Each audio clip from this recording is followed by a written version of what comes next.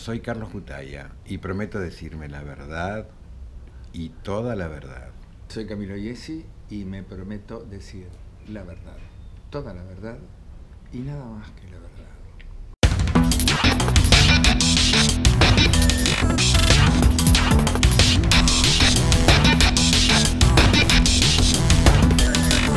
Ustedes son socios profesionales hace más de 2 décadas, o fueron socios profesionales por más de 2 décadas.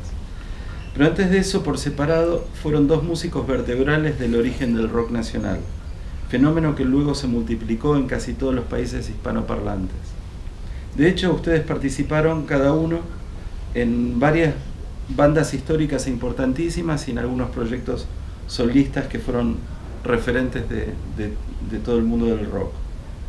Carlos más en el palo del rock, Camilo más probablemente en el palo del pop. Vos, Carlos, estuviste en Pescado Rabioso, que por mucho es mi banda preferida de todos los tiempos, con el más genial de todos los Flacos Spinetta. Y también en La Máquina de Hacer Pájaros, la banda iniciática de la música progresiva en la Argentina con Charly García. Vos, Camilo, empezaste unos años más tarde, pero fuiste parte de la mítica Los Encargados con Daniel Melero y de la incorrectísima banda de los Twist. Antes de hablar de ustedes y las cosas que los unieron, quisiera que hablemos del rock argentino y contarle a las nuevas generaciones qué pasó aquí entre los 60 y los 80.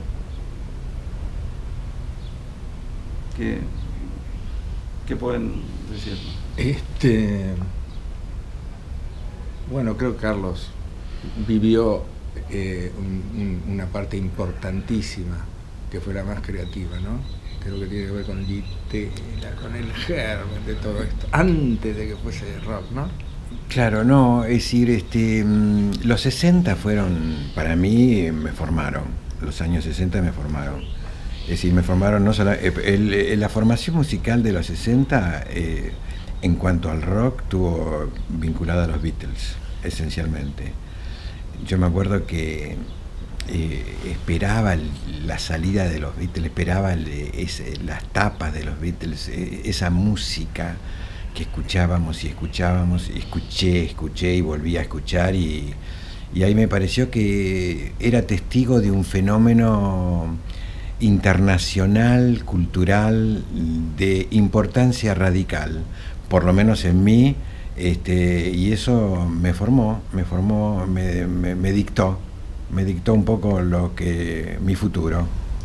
Esto tengo que decirlo, el primer rock en español existió en México, pero este era un diseño comercial que traducía las letras en inglés y buscaba replicar el fenómeno americano. En cambio, acá fue en el under, en la cueva de Pueyrredón, una especie de cavern local donde realmente nació para siempre el rock en español. Ustedes que conocieron ese mundo, ¿cuál fue la necesidad que movilizó a las primeras generaciones? ¿Qué fue lo que originó este movimiento? A mí me parece que tiene que ver, yo siempre identifico que este movimiento es producto de una generación de posguerra. Y quiero decir posguerra cuando me refiero a la Segunda Guerra Mundial, que fue la matanza más colosal que hizo la especie humana, ¿no? Y que apareció el rock and roll como, yo pienso que es una, no sé si es una respuesta a eso esencialmente, pero curiosamente todos los tipos son hijos de... Son baby boomers. Exactamente, sí. Y me parece que los años 50, viste, que ahí nació, ahí estaba Presley, qué sé yo, estaba Bill Haley, estaba Little Richard, qué sé yo, no sé, viste, ahí nació el rock and roll. En realidad el rock and roll nació en Estados Unidos, y fue producto de esa generación. Pero mi pregunta es ¿por qué el rock en español nació acá en Argentina? ¿Por qué acá en Argentina surgió primero la necesidad de hacer nuestras propias canciones en nuestro propio idioma, contando realidades que quizás venían a reemplazar las realidades que contaba el tango? Bueno, me parece que eso tiene que ver. lo que acabas de decir, lo del tango. Hubo una reacción, el tango estaba medio paralizado, se repetía esa especie de, no sé, de postal del tanguero con su filosofía y su punto de vista. Y acá en realidad lo que pegó mucho en Buenos Aires fue el rock inglés, mucho más que el americano. Y la necesidad de decirlo en castellano, me parece que fue una actitud, no sé qué pensás, Camilo, pero fue totalmente natural, espontánea, no pensada. Sí, con el idioma pasaba algo. La nueva ola se cantaba en español. La nueva ola decís el Club del Clan. El Club del Clan, claro. Sí, perfectamente funcionaban las canciones que eran más con el perfil italiano del Sanremo de los 60. Y era natural. Yo creo que lo viví casi justo. Yo me asombré cuando en Modar en la Noche pasaron un tema de Almendra. Uh-huh. Porque, no sé por qué Los Gatos, que fueron importantísimos, estaban más en el sótano beat, pero la cosa, estaban Los Gatos y se cantaba en español, pero Almendra y Manal. Sí. Con dos actitudes tan diferentes, unos tremendos. Yo cuando escuchaba a Javier Martínez, porque se tiene que cantar en español. No hay otra manera. Sí. De nuestro querido Claudio, su Avellaneda Blues, cuando no existe posibilidad de que sea cantado en otro idioma. No, perfecto. Porque era ese blues que se tenía que cantar. Y caminamos una calle sin la avenida Rivadavia. Eso era tremendo. No había posibilidad de cantar eso en otra lengua y en ese español. Porque hoy nací. Era tremendo. Entonces, todos tenían de manera. Almendra sí tenía como una poesía que también, más allá de muchacha y la resonancia musical. El hielo cubre la ciudad, parece haber llovido. Eso no se podía cantar. Pero yo siento que además de quizás y eso fue la necesidad de cantar en español. La estructura musical del tango ustedes la entienden mucho mejor de lo que puedo entender yo, del rock nacional que tenga alguna raíz con el tango. Pero yo siento también que el rock nacional tenía como una necesidad poética que por ahí el rock americano no tenía, ¿no? Digamos, para mí la ruptura que hace Spinetta en la música es adecuar la música más a la poesía que la poesía a la música. ¿Estoy en lo correcto? En alguna etapa. A mí me parece que estás en lo correcto, pero yo agregaría que a Spinetta, la cosa de la música le pegaba mucho, entonces había una fusión letra-música, melodía, letra-música, únicas, muy, muy especial, es decir, Luis era un tipo, muy copado con las armonías, con los ritmos diferentes, así que lo musical, lo estrictamente sonoro, en Luis le pegaba muchísimo. Y tal vez sí, muchas veces la música brindaba la posibilidad de una letra y otras al revés, la letra esa que escribió en la cocina, sí. Mientras estábamos comiéndonos un pancho, generaba una música. Claro. Bueno, vos lo viviste con grupos de mucho más. Yo no fui frontman, digamos. Con los Twis tocaba el bajo, fui productor de buenas bandas, viví la cocina, por esa época lo conocíamos en la época de Metrópolis, y cuando nos conocimos nosotros, Cerati recién empezaba y él nos comentaba el problema de las letras, y yo tengo que ponerme a hacer las letras de todo el segundo disco. Y a él lo había fascinado el sonido. Yo casi todos los que conocí, inclusive cosas tan memorables como esas ideas desopilantes de Pipo, el boom era la música. Porque decía, de corazón de mandril, alcahuete. Le parecía como la sonoridad de, Sí, de ese alcahuete, Batilana. Aparecía la sonoridad, siempre disparaba. Es que el músico tiene ese órgano que no es puramente literario. Creo que en tipos más literarios debe haber sido toda la generación obviamente de Bob Dylan y de toda la canción, donde sí era poesía y la música, pero Dylan lo dice cuando habla de sus productores, dice: mirá, lo que la gente escucha es sonido grabado. Ahora, yo los escucho a ustedes y les estoy intentando preguntar acerca de la Argentina y ustedes lo tienen tan incorporado que lo sienten, me parece que lo sienten como global. Pero mi pregunta es: ¿por qué Argentina tuvo a Gardel, a Piazzolla, a Atahualpa, a Spinetta, a Cerati? Y ese es un fenómeno nuestro. Hubo grandes músicos en el resto de Latinoamérica, por supuesto, pero todos tienen como un corte común, ¿no?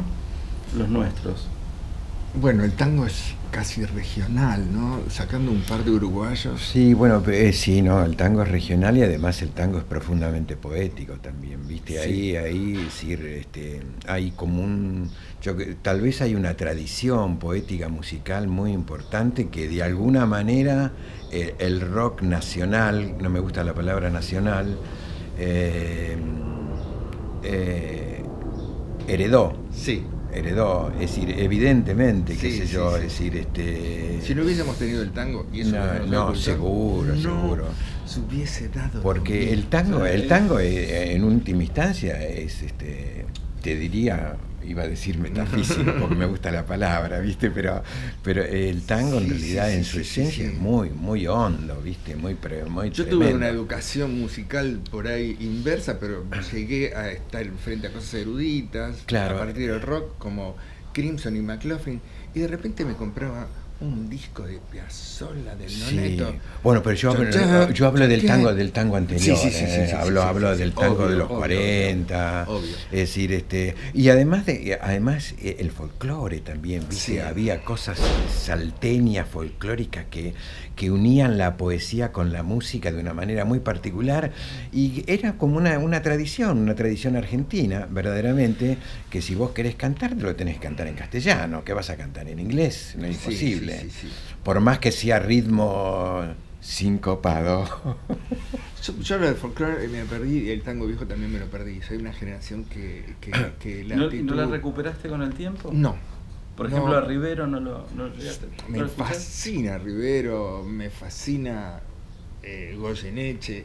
Soy el fan número uno del tango minimal que hace Carlos. No sé, el disco rojo tuyo, el tercero, sí. Para mí es un hito porque, bueno, nada, por el espacio que tiene y por la reflexión que es tanguera y es rockero, aunque no te gusta el disco. Sí, es inevitable. Es como es que inevitable, tiene. Y esas cosas sí las recupero, pero veo, amigo mío, a ver, Melingo rescató del tango lo más parrillero y bueno, claro. Y de repente, qué sé yo, y está bueno porque no es un refrito comercial del tango como hubo tantos intentos, es como un tango nuevo realmente.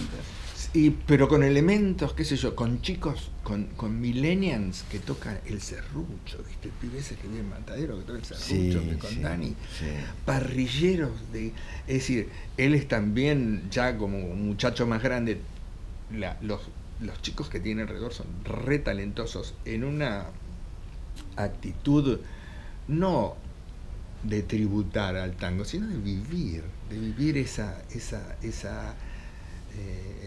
manera de hacer música, como se arma con el ensayo, increíble, me encanta. ¿Por qué sucedió que Spinetta fue inexportable y Cerati, por ejemplo, tiene mucho más reconocimiento afuera que acá? ¿Sabes que yo tendría que escuchar el disco ese que grabó en inglés? Sí. Y tengo hasta, de vez en cuando hay un tema que lo reconozco, pero no lo estudié.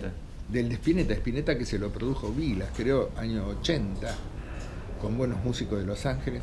Sí, porque a mí me parece que Spinetta, creo que fue un fenómeno muy local, muy, es decir, casi folclórico, te diría. Es decir, fue una generación que claro, que pintó tan bien la aldea de acá, que a veces vos decís, claro, Soda Stereo, pero los 80 me parece fueron más expansivos.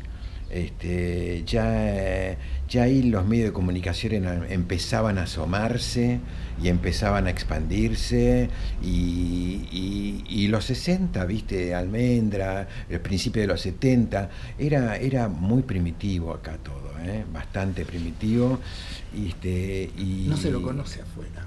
Bueno, pero un fenómeno similar a Spinetta yo lo coloco francamente a Charlie, que prácticamente nacieron juntos, sí, porque sí. Yo me acuerdo Sui Generis y Pescado, que eran contemporáneos. Nosotros una vez estábamos en Mar del Plata y Sui Generis estaba tocando en un cine y nosotros en otro cine, y lo fuimos a ver a Sui Generis, y ahí estaba Charlie con el piano vertical acústico y con Nito, y Sui Generis, Charlie tiene algo que tiene que ver con Spinetta en cuanto a esa extraña fidelidad por este lugar.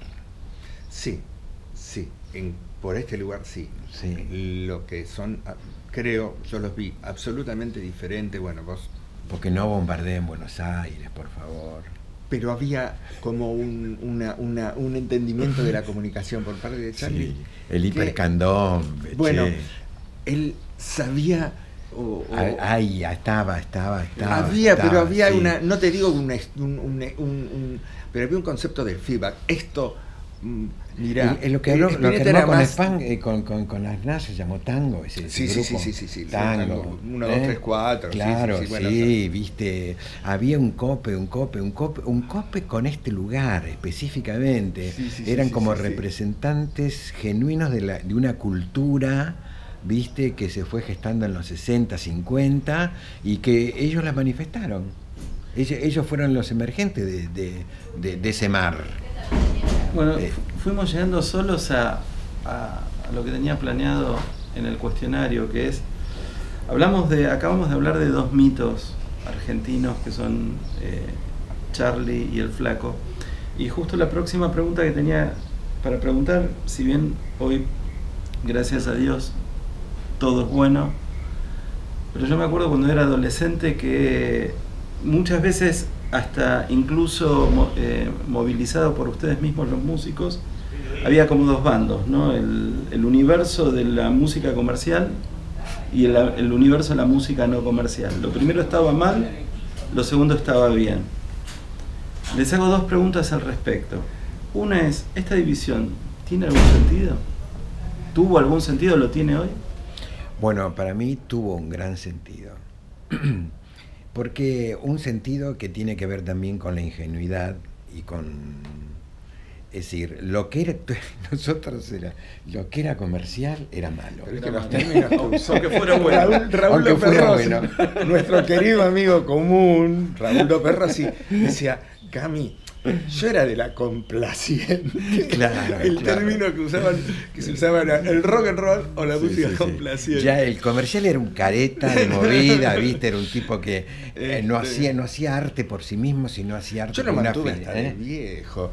Fui a ver, me acuerdo cuando vinieron todos esos conciertos memorables en Argentina del año 80, que llegó McLaughlin, que llegó el famoso, tuvimos al Weather Report con Jaco Pastorius, Stanley Clarke, Joe Duke, se hicieron unos Luna Park, y que era bueno, rock fusion, jazz rock, no era música comercial. Y yo fui a ver a Earth, Wind and Fire y dije, mirá lo que me perdí, me quedé sin aire. Bueno, claro, no podía creerlo. Digo, pero estos tipos hacen música para bailar. O sea, de viejo se me fue, pero bueno. de viejo, bueno, no, era un chico joven todavía, pero recién ahí dije, bueno, se ve que el concepto de hacer música, creo que los 80 nos ayuda un poco a eso. No, ahí yo creo que se superó eso, se superó mucho, sí, porque, sí. qué sé yo. Porque en última instancia lo que uno más quería es que su música se difunda. Ahora si Obvio. se difunde mucho era comercial. Sí. Yo creo que fue una cosa que te ubicaba, aparte te daba una especie de jerarquía. Mirá, claro. Yo no hago música. Ahora, esencialmente, digamos, a mí me parece que, digamos, en una primera instancia, todo lo artístico no es comercial. Después, todo el proceso posterior, pero esa chispa creadora, vos no pensás que estoy haciendo algo para que me contrate RCA Víctor para grabar. Sí, no, vos estás componiendo, claro, estás haciendo eso. Aunque hay una actitud, mirá que cuando hablan así de la prehistoria del rock, yo tenía un grupo que éramos a veces soporte de Invisible, que era un power trio que se llamaba OM. Bueno, no era comercial eso. No era comercial, absolutamente. Y nosotros estábamos obsesionados y la revista Pelo ponía Om ama lo hermético. Y éramos rockeros, teníamos el pelo largo, tocábamos así un pseudo King Crimson argentinizado, pero nuestra actitud era de experimentar. Con el tiempo que estudiamos más música, creo que ensayábamos originalidades. Claro. Es eso. Y con sonido rockero, porque nos gustaba cierta fuerza. Después escuchamos a Mal Davis y dijimos, escuchamos a McLaughlin y dijimos, bueno, ya hay gente que... ¿Qué es la música progresiva, Camilo? Porque muchas veces se llamó al rock nacional música progresiva. ¿Todo el rock nacional era música progresiva o solamente una parte? No, la progresiva estaba más vinculada al synth-rock, de alguna manera. Yo no sé si música progresiva era Memphis la blusera, si Papos Blues era música progresiva. Entraban a veces en el término, pero la cosa de música progresiva fue una cosa un poquito más de vanguardia. Me parece que fue... Y también fue como, yo me acuerdo los discos de EMI que tenían un sticker que decían Convivencia Sagrada, y había dos peludos así al viento y con el pelo largo, entonces como que era un público especial, por qué sé yo, no sé, eran el rockero popular, sí. Es posterior a la guerra. Antes éramos unos bichos raros, la verdad. A la de Malvinas. Sí, yo me acuerdo en la secundaria, en el Otto Krause, que vinieron tipos, no sé qué eran, de coordinación federal, a decir quién éramos los sospechosos que fumaban porro. Porque teníamos el pelo y éramos 7 tipos en todo el Otto Krause. Alberto Boraggi, unos músicos había. Había... pero los músicos éramos muy poquititos los rockeros, que no ni siquiera éramos términos rockeros, sino que éramos después de los 80, yo creo que era mucho raro. Yo me acuerdo ir a ver los conciertos de Pescado no eran masivos. No. Me acuerdo estábamos en el Olimpio, estábamos en teatros chicos. Le contaba a Santa Olalla que bueno, actuamos en un circo nosotros cuando nos quedamos con trío, sí. Actuamos en el circo de San Juan y Boedo. ¿No era el de Liniers? No, San Juan y Boedo. Yo me acuerdo porque yo soy de San Lorenzo. Yo creo que fue a Liniers a ver eso fue bastante masivo. Y éramos un trío. Sí, eso era raro porque, sí. Qué sé yo, esos festivales pin-up eran masivos, ¿no? Sí, éramos yo me acuerdo de los anteriores al de la película porque fui como espectador. Claro, la película, ahí empezó a aparecer algo masivo. La película es en el cuarto Barrock, claro, que es en Argentinos Juniors. Claro. Los 3 de Velódromo eran también under. Eran under, pero eran masivos, sí. Eran masivos, pero era una fiesta, no se sabe quién tocaba. Bueno, ¿qué es lo masivo? No se sabe quién tocaba. El Festival Pin-Up de la Canción tocaron 10 bandas. Y fue la primera vez que vimos a La Conexión número 5 de Carlos Viso junto a Almendra. Y junto con Santolaya. No me acuerdo. Y sí, no. En el Pin-Up no, en el Pin-Up era Pin-up joven por ahí. ¿Y dónde actuó Santaolalla con su grupo? ¿Cómo se llamaba? Arcoíris. Arcoíris. ¿Habrá actuado en algún barro? Puede ser en algún barro, pero yo me lo acuerdo ver, que lo iba a ver Arcoíris al Auditorio Kraft. Qué grande. Los martes a las 21 horas. Era muy grande. Claro. Santaolalla y Arcoíris vivían en comunidad, ¿verdad? Sí, claro. Sí, ¿Fueron hippies? Yo creo que eran hippies, sí. No, ellos eran postas. Yo me sentía hippie, sí. Sentía que el hippismo internacional, sí, bueno, eso es producto de, claro, iba a cambiar el planeta, que se quería cortar con el consumo, se quería diseñar una nueva familia. Cada uno tenía que construirse su ropa, sus alimentos. Era el hipismo cuando digamos John Lennon le daba la flor a un haga el amor y no la guerra.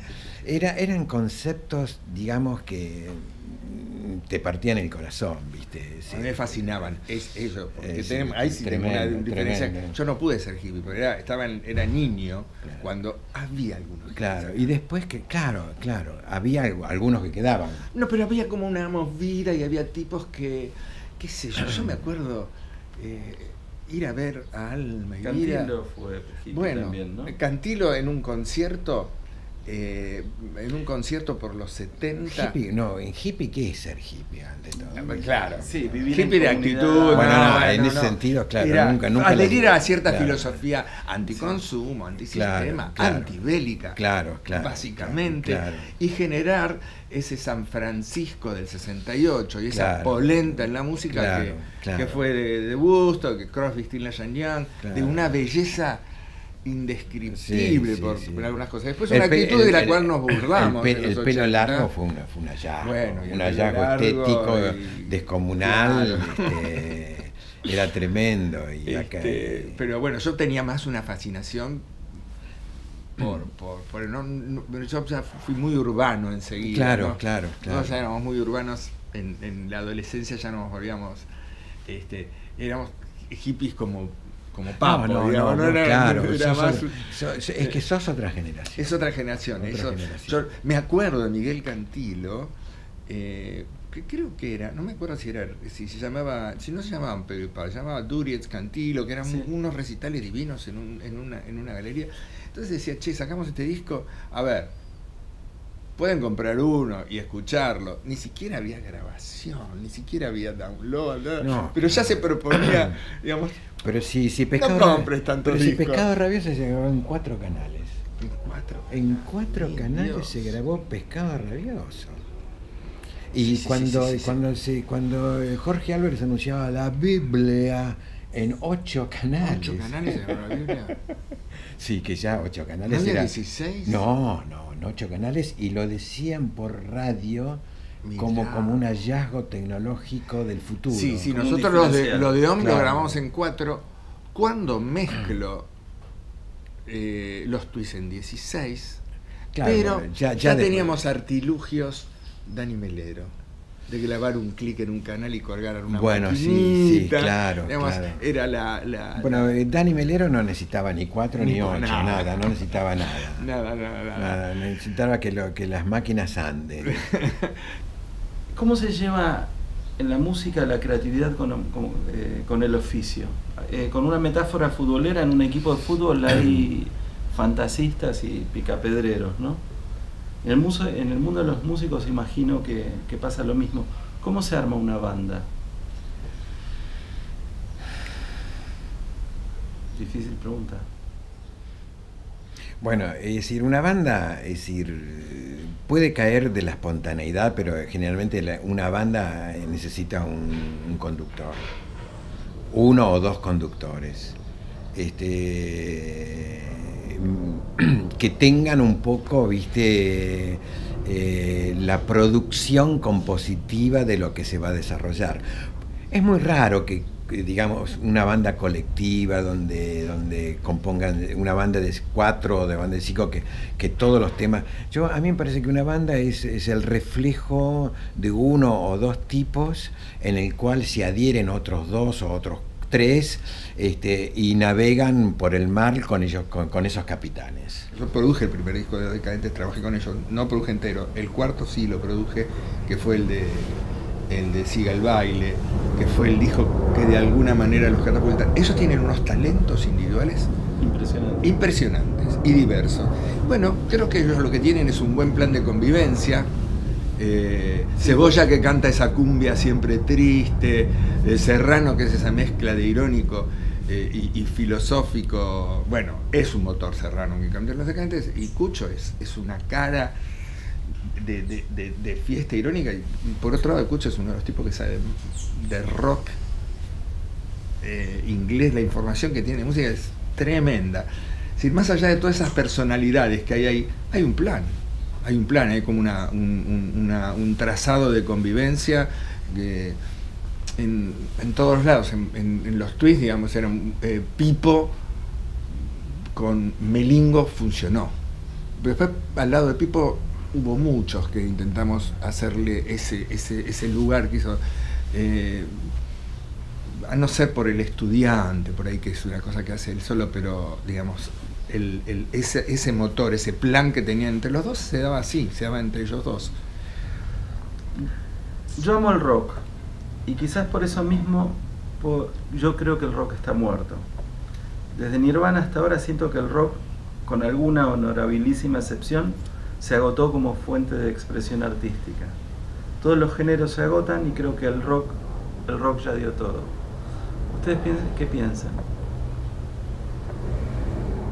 Bueno, yo pienso que sí, que es correcto tu enfoque. Es decir, a mí me parece que el rock, así como fenómeno, como cosa que existió así, me parece que ya desapareció. Como desaparecieron muchas cosas en el pasado, etcétera, etcétera, ¿no? Y que está siendo reemplazado por otros lenguajes, por otra manera de comunicación. Así que estoy de acuerdo. A mí me parece que sí, ese espíritu, eso que fue rock, que tiene que ver con los 60, 70, 80 y 90, me parece que ya dio todo lo que tuvo que dar, y bueno, y ahora lo que se está haciendo son nuevas formas, nueva manera de comunicación musical. ¿Quieres agregar algo? Sí, coincido absolutamente. Y el rock es un imaginario. Recomiendo una película muy, muy chiquitita, muy linda, muy paparula, que es School of Rock, con el tipo... Muy paparula, esto es muy bueno. Esto es rock. No, pero queremos cambiar el mundo, queremos la revolución. No, el rock es el rock. Quiere, viste, la patada en el orto al hombre. ¿A qué hombre? No sé, la patada. Ese personaje, viste. Yo los veo a los Zeppelin, que eran esos duendes, y ahora los sigo amando, ¿no? Y los viejos, Robert Plant continúa haciendo música divino, es un ángel. Y eran esas que proponían, que cambiaban, ¿no? De ahí viene mi tema con algunos pensadores de izquierda, con que el rock es de izquierda. Creo que Javier Martínez muchos podrían contestarlo mejor que yo, y también a partir del rock nacional. Sí, el rock no mutó, sino que nada. Se murió para otra cosa. El rock fue el término, la definición de un estilo musical más pretencioso. Tal vez menos pretencioso, al contrario. El rock fue la vuelta a lo simple, la vuelta a los tres tonos, que después los punk tuvieron que ponerlo en orden de nuevo. Sí, eso lo fue tuvieron muy que quedar. ¿A dónde van, muchachos? ¿Qué están inventando? No solo los punk, sino yo cuando estábamos muy enredados en los 70, y ya, viste. Pero los New Romantic fueron consecuencias de los punk, ya sé, pero son hijos de los punk. Yo la sensación esa de volver es la que en los 80, nosotros éramos los argentinos viciosos, Serú Girán, todo era muy complicado, todo muy cargado, y de repente escuchábamos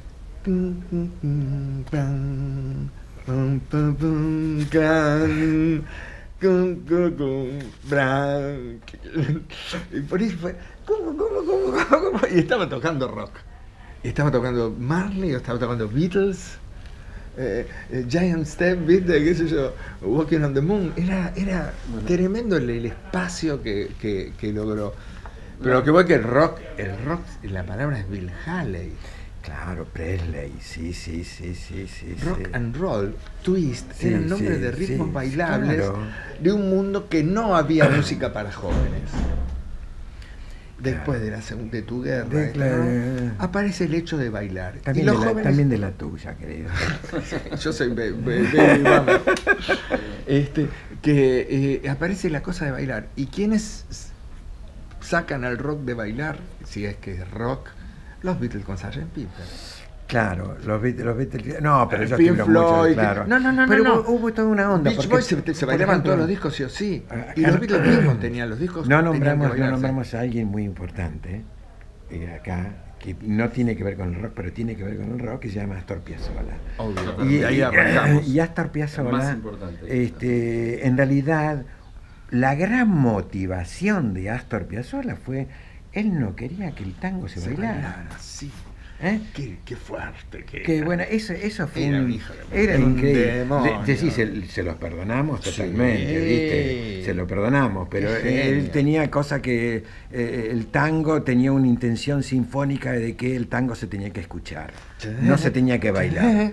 Bueno, te lo perdonamos, Astor, te lo perdonamos, tremendo, porque fuiste un grande. Pero sí, y tal vez, pero claro, no era rock, no era música para jóvenes. No, pero era la música esa que sí, el jazz hay que escuchar, que tuvo que haber abrir el campo perceptivo, que es razonable, que el único lenguaje de la música es el sonido, y el sonido se escucha, Sí. Camilo. Es decir, no se ve, no se toca, no se nada. Se puede bailar, el sonido también. Pero no se puede, pero en realidad vos lo bailás porque lo escuchás. Claro. Antes lo escuchás y después te movés el cuerpo. La percepción sonora primero la tenés que escuchar. Y desarrollar el campo del auditivo es abrir al mundo, es abrir un mundo. Verdaderamente es abrir el mundo. Ese es el mundo de la música. El campo auditivo. Y después uno le gustaba la música y bailaba para levantarse minas. ¿Quién? Para levantarse minas. Bueno, claro. Sí, bueno, eso es otra época. Esa vinculación Otra. de la música Ahora y la danza. No le puedes decir más. Ya. Pero esa vinculación de la danza. Es una la música, generación jodida. La La tiene guardada esa, ¿viste? Lo de levantarse minas, la tiene guardada. Bueno, muchachos. Pero bueno, el tema es larguísimo. Vamos a tu pregunta. La última pregunta. ¿Qué pregunta les debiera haber hecho y no se las hice? Bueno, a mí me parece que estuvo genial la charla, que hablamos de pe a pa, así que yo no siento ninguna ausencia. A mí la pregunta que siempre hacía Lutaya. ¿Sos feliz? Sí, Todo esto. no nos preguntaste. No te eso. preguntaste. ¿Sos feliz? Bueno, si los pregunto. ¿Son felices? Sí, creo que sí. Además, la felicidad es algo que se construye día a día, Se segundo a construye, segundo. sí. Y la verdad que tener Y se decide, ¿El es una laburo los decisión. hace feliz? Sí, el laburo, Sí, el laburo. Ahora, sí. uno dice, Y el no che, laburo también.